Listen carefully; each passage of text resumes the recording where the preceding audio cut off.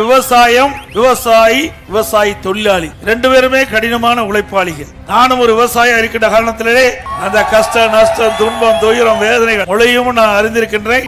கொஞ்சம் விலைக்கு போகட்டும். தமிழகத்தை மக்களை பை பை ஸ்டாலின். நன்றி, வணக்கம். மரியாதைக்குரிய சகோதரர் சுகுமார் அவர்கள் இந்த இடத்துல பேசியே ஆக வேண்டும் என்ற அன்பு கட்டளைக்கு இணங்க இங்கே அவர்களும் ஒன்றிய கழக செயலாளர் சகோதரர் ராகவன் அவர்களும் கேட்டுக்கொண்டதற்கு இணங்க இந்த இடத்திலே உங்கள் முன் நான் பேசுகின்றேன். இன்னும் 4 இடத்துல நான் பேச வேணும். என்ன வந்தவாசி வரைக்கும் நான் போய் பேச வேண்டியிருக்கு. கிட்டத்தட்ட 110 கிலோமீட்டர் போகணும். அதனால இங்க இந்த பகுதியில் பல்வேறு ஆற்காடு சட்டமன்ற தொகுதி, கன்னியாகுமரி கிழக்கு ஒன்றியம், இந்த பகுதியில் முழுக்க விவசாயி நிறைந்த பகுதி. விவசாய பெருங்குடி மக்களுக்கு அனைத்து இந்திய அண்ணா திராவிட முன்னேற்ற கழக ஆட்சியில் பல்வேறு திட்டங்களை நாங்கள் நிறைவேற்றியிருக்கிறோம். விவசாயம் என்பது இந்த நாட்டிற்கு உணவளிக்கக்கூடிய ஒரு மிகப்பெரிய துறை விவசாயம். அதாவது விவசாய பணி என்பது கடினமான பணி. நானும் ஒரு விவசாயம் இருக்கின்ற காரணத்திலே அந்த கஷ்ட நஷ்டம் துன்பம் துயரம் வேதனைகள் மொழியும் நான் அறிந்திருக்கின்றேன். இன்றைக்கும் நான் விவசாயம் தான் செய்து கொண்டிருக்கின்றேன். விவசாயம், விவசாயி, விவசாயி தொழிலாளி ரெண்டு பேருமே கடினமான உழைப்பாளிகள். அவர்களுக்கு இரவு பகல் இல்லை, அதே போல வெயிலும் மழையும் இல்லை. இதையெல்லாம் பொருட்படுத்தாமல் உழைத்தால்தான் தாங்கள் பயிரிட்ட பயிரை அதன் மூலமாக விளைச்சலை பெற முடியும்.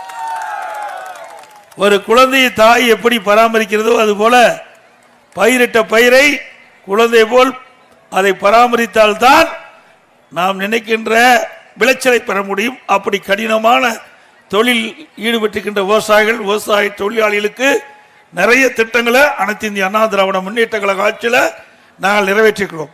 விவசாயம் எடுத்துக்கொண்டால் ஒரே 5 ஆண்டு 2014 2021 வரை 2 முறை விவசாயிகள் தொடக்க வேளாண் கூட்டுறவு வங்கியில் வாங்கிய பயிர்க்கடன் தள்ளுபடி செய்த அரசாங்கம் அதிமுக. விவசாயிகளுக்கு 24 மணி நேரம் அவருடைய மின் மோட்டரை இயக்குவதற்கு மும்முனை மின்சாரம் கொடுத்ததும் அனைத்து இந்திய அண்ணா திராவிட முன்னேற்ற கழக அரசாங்கம். இது மட்டுமல்ல, விவசாயத்திற்கு நீர் முக்கியம். அந்த நீரை முழுமையாக விவசாயிகளுக்கு கிடைக்க வேண்டும் என்ற அடிப்படையில் குடிமராமத்து திட்டத்தை கொண்டு வந்து பல ஆண்டுகளாக ஏரி குளம் அணைகள்லாம் தூர்வாராமல் இருந்தது. அதிமுக ஆட்சியில் முழுக்க முழுக்க விவசாய பங்களிப்போடு அந்த திட்டத்தை தொடங்கப்பட்டு குடிமராமத்து திட்டத்தின் மூலமாக அந்த இருக்கிற ஏரிகள் வண்டல் மண் அள்ளப்பட்டு அந்த வண்டல் மண் விவசாயிக்கு விலையில்லாமல் வழங்கணும். ஒரு பக்கம் குடிமராமத்து திட்டத்தில் ஏரி ஆழமான, இன்னொரு பக்கம் அந்த வண்டல் மண் விவசாயியுடைய நிலத்திற்கு இயற்கை உரமாக பயன்படுத்துது. ஏரி ஆழப்படுத்தப்பட்ட காரணத்தினால் மழை காலத்தில் பெய்கிற நீர் முழுவதும் சேமித்து வைத்தோம். கோடை காலத்தில் நிலத்தி நீர் விவசாயிகள் கிடைக்கிறது, குடிப்பதற்கு நீர் கிடைக்கிறது. அதுபோல வண்டல் மண் விவசாய நிலத்திற்கு பயன்படுத்திய காரணத்தினால நல்ல விளைச்சல் கிடைக்கிறது. ஆக இப்படி அற்புதமான திட்டத்தை கொண்டு வந்து நிறைவேற்றிய அரசாங்கம் அதிமுக அரசாங்கம்.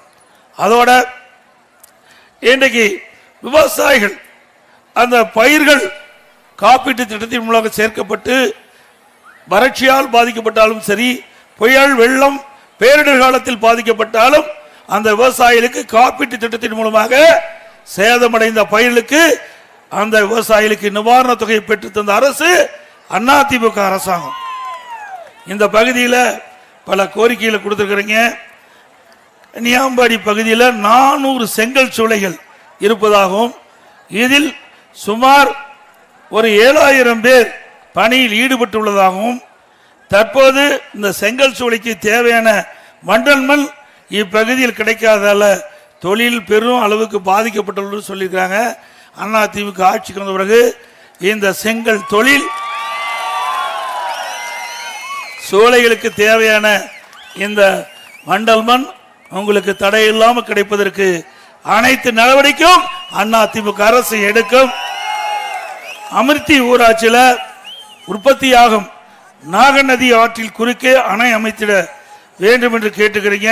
இதனால 25 ஊராட்சியில் இருக்கிற ஏரிகள் நிரம்பி பாசன வசதி பெறும் இருக்கிறீங்க. அனைத்து இந்திய அண்ணா திராவிட முன்னேற்ற கழக அரசு இருக்கின்ற பொழுது நதியின் குறுக்கே தடுப்பன, ஓடையின் குறுக்கே தடுப்பன, பருவ காலங்களில் பெய்கின்ற மழை நீர் அங்கங்கே தேக்கி வைத்து நிலத்தடி நீரை உயர்த்தி அங்கங்கே இருக்கிற ஏரிகளுக்கு நிரப்பி அனைத்து இந்திய அண்ணா திராவிட முன்னேற்ற கழக அரசு பாசனத்திற்கு தேவையான நீரை கொடுத்த அரசாங்கம் அதிமுக அரசாங்கம். அதோட இங்க வேலூர் அரசு மருத்துவக் கல்லூரி மருத்துவமனையிலிருந்து வெளியேறும் கழிவு நீர் சப்தலிபுரம் ஏரியில கலப்பதால நிலத்தடி நீர் மாசடைந்து நிலத்தடி நீரை பயன்படுத்த முடியாத ஒரு சூழல் இருப்பதாக தெரிவிச்சுங்க. அதிமுக ஆட்சி அமைந்தவுடன் இந்த மருத்துவக் கல்லூரியிலிருந்து வெளியேறுகின்ற கழிவு நீரை சுத்திகரித்து அந்த ஏரியில விட்டு நிலத்தடி நீரை பாதுகாக்கப்படும். நஞ்சுகொண்டபுரம், அரசம்பட்டு, கத்தாளம்பட்டு, நாகநதி ஊராட்சியில மஞ்சள் உற்பத்தி கேந்திரமா உள்ளது. அதிகமா மஞ்சள் உற்பத்தி செய்கின்ற விவசாயிகள் இங்கே இருக்கின்றீங்க. மஞ்சள் உற்பத்தி செய்து ஈரோடு சென்று இருப்பு கிடங்கில் வைக்கும் நிலை தற்போது உள்ளது. பெருமளவும் மஞ்சள் உற்பத்தி செய்யப்படும் கன்னியம்பாடி ஒன்றியத்திற்குட்பட்ட பகுதியில் மஞ்சள் இருப்பு கிடங்கு ஒன்று அமைத்திட வேண்டும் என்று கேட்டுக்கிறீங்க. ஆகவே உங்களுடைய கோரிக்கை அதிமுக அரசு அமைந்தவுடன் நிறைவேற்றி தரப்படும் என்ற செய்தி இந்த நேரத்தில் தெரிவிக்கிறேன். அதேபோல அமிர்தி காடுகளில் சுற்றுலாத்தலம் தற்போது இருந்தாலும் மேம்படுத்தப்பட்ட சுற்றுலாத்தலம் ஒன்று உருவாக்க வேண்டும் என்று கேட்டுக்கிற சுற்றுலாத்தலத்திற்கு அனைத்து இந்திய அண்ணா திராவிட முன்னேற்ற கழக அரசு முன்னுரிமை கொடுக்கும். அந்த அடிப்படையிலே அதிமுக ஆட்சி அமைந்த பிறகு அமிர்தி காடுகளில் சுற்றுலா மேம்பாடு அடைவதற்குண்டான நடவடிக்கை மேற்கொள்ளப்படும் என்ற செய்தி இந்த நேரத்தில் தெரிவித்து, அதே போல இங்கே விவசாய தொழிலாளிகள் நிறைந்தவர்கள், அந்த விவசாய தொழிலாளிகளுக்கு அனைத்து இந்திய அண்ணா திராவிட முன்னேற்ற கழக ஆட்சியிலே பசு வீடுகள் கட்டி கொடுத்தோம். அதோட விலையில்லா கறவை மாடு, விலையில்லா ஆடுகள், கோழி எல்லாம் கொடுத்து பொருளாதாரத்தை மேம்பாடு அடைய செஞ்சோம். ஏழை எளியோர்கள் முதியோர்களுக்கு அனைத்து இந்திய அண்ணா திராவிட முன்னேற்ற கழக ஆட்சியில் முதியோர் உதவித்தொகை ஒரே நேரத்தில் சட்டப்பேரவை 110 விதியின் கீழ் சட்டமன்றத்தில் அறிவிச்ச 5 லட்சம் பேருக்கு கொடுக்கப்படும் என்று அறிவிக்கப்பட்டு கிட்டத்தட்ட 85% அந்த முதியோர் பெருமக்களுக்கு தமிழ்நாடு முழுவதும் முதியோர் உதவித்தொகை கொடுத்தோம். அதே போல அனைத்து இந்திய அண்ணா திராவிட முன்னேற்ற கழக ஆட்சி வளர்ந்தவுடனே விவசாய ஏழை தொழிலாளிகள், தாழ்த்தப்பட்ட ஏழை மக்கள், அதோட மலைவாழ் மக்கள், இந்த மக்களுக்கெல்லாம் அற்புதமான காங்கிரீட் வீடு முழுமையாக கட்டி கொடுக்கும். இப்ப கட்டுற வீடு மாதிரி நினைக்காதீங்க, பிரமாதமான வீடா கட்டி கொடுக்க போறோம்.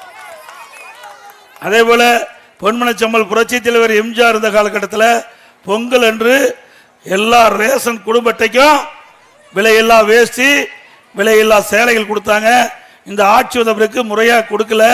சில இடத்துல வேஷ்டி கொடுத்தா சேலை கொடுக்கல, சில இடத்துல சேலை கொடுத்தா வேஷ்டி கொடுக்கல, சில இடத்துல ரெண்டுமே கொடுக்கல. அதுவும் இந்த மாவட்டத்தை சேர்ந்த ராணி, இந்த மாவட்டத்தை சேர்ந்த அமைச்சர் தான் இந்த துறைக்கு அமைச்சராக இருக்காரு. இருந்தாலும் இந்த ஆட்சியில் ஏழை மக்களுக்கு தேவையான திட்டங்களை எதுவும் நிறைவேற்றப்படவில்லை. ஏற்கனவே அனைத்து இந்திய அண்ணா திராவிட முன்னேற்ற கழக ஆட்சியில் கொண்டு வந்த திட்டத்தையும் முழுமையாக நிறைவேற்றப்படவில்லை.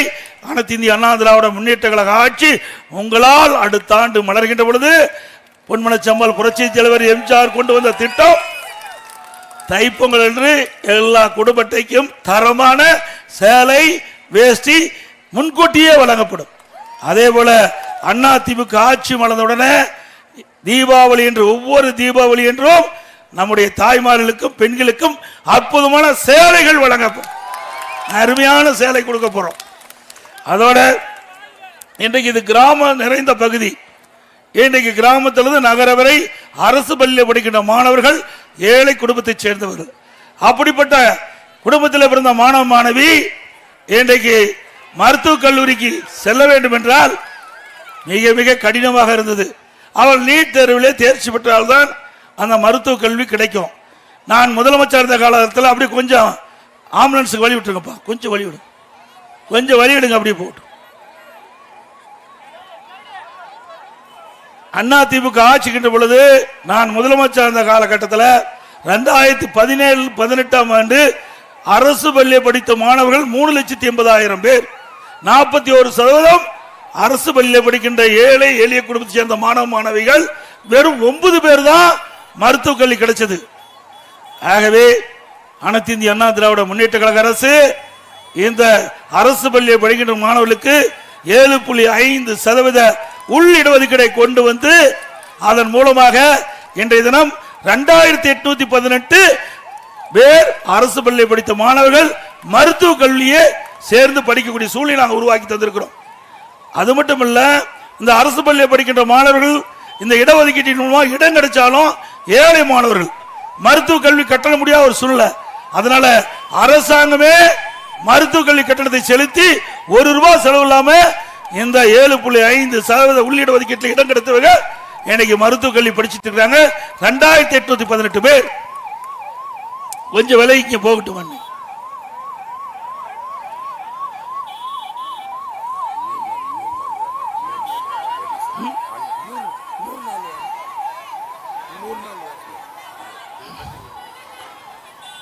அதே போல திராவிட முன்னேற்ற கழகம் ஆட்சிக்கு வருவதற்கு முன்பு தேர்தல் அறிக்கையில் குறிப்பிட்டாங்க, திமுக ஆட்சிக்கு வந்தவுடன் 100 நாள் வேலை திட்டத்தை 150 நாளாக உயர்த்தப்படணும். உயர்த்தினாங்களாமா? இல்ல. அந்த 100 நாள் வேலை திட்டத்தில் பணிபுரிகின்ற அந்த தொழிலாளிகளுக்கு சம்பளம் உயர்த்தினாங்களா அந்த ஆட்சியில? இப்ப 100 நாள் வேலை திட்டம் குறைஞ்சு போச்சு. நாங்க உண்மையா 100 நாள் வேலை திட்டம் கிடைக்குதா? இல்ல, கிடைக்கல. எவ்வளவு நாள் கிடைக்குது? 50 நாள் தான் கிடைக்குது. அது மட்டும் இல்ல, இந்த 100 நாள் வேலை திட்டத்தில் பணிபுரிந்த இந்த ஊழியர்களுக்கு சம்பளம் முழுமையாக கொடுக்கல இந்த அரசாங்கம். அதிமுக கட்சி எதிர்கட்சியாக இருந்தாலும் மத்தியிலே போராடி வாதாடி முதற்கட்டமா இந்த 100 நாள் வேலை திட்டத்தில் பணிபுரிந்த அந்த தொழிலாளிகளுக்கு 2999 கோடி பெற்று தந்தது அதிமுக கட்சி. ஆளுகின்ற கட்சி திமுக, எதிர்கட்சி அதிமுக. ஆனா ஆட்சியில இருந்தாலும் இல்லாவிட்டாலும் தமிழ்நாட்டு மக்கள் பாதிக்கின்ற பொழுது, ஏழை மக்கள் பாதிக்கின்ற பொழுது அதற்கு தேவையான நிவாரணத்தை பெற்று தருகின்ற கட்சி அனைத்து இந்திய அண்ணா திராவிட முன்னேற்ற கழக கட்சி.